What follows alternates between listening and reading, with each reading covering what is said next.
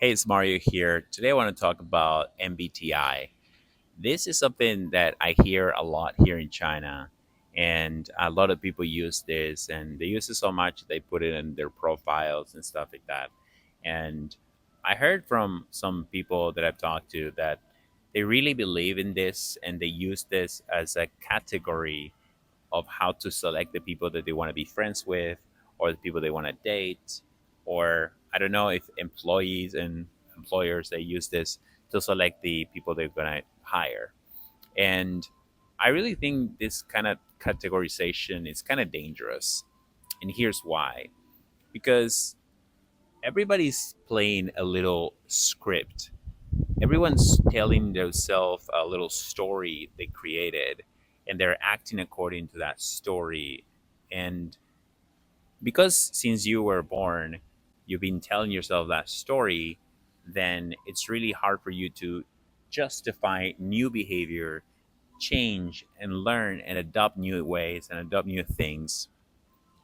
And I think these things of like calling yourself NIMPT, I really, very ignorant of this stuff, but and I'm ignorant of stuff on purpose because I don't want to get labeled in this way because it really cements the idea that you cannot do anything about your personality. And I believe you can. I believe you can learn. And learning takes practice.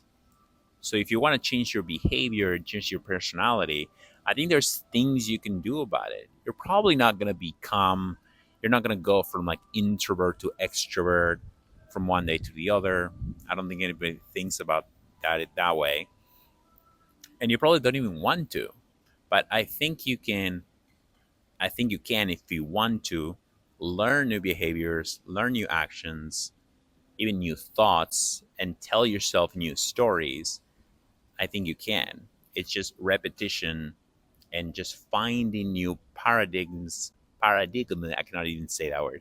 Paradigms, paradigmas that you can operate on.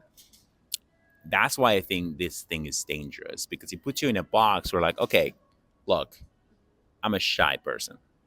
Therefore, I act shy. And there's nothing I can do about that. I always act shy. So if you tell yourself this story from very early on, and then you hear something like, "Oh yeah, it's because I am INFPT or something," then what you're doing is you're giving more evidence to this story, and therefore you cannot really change. I'm curious to see and to learn what other people think about this.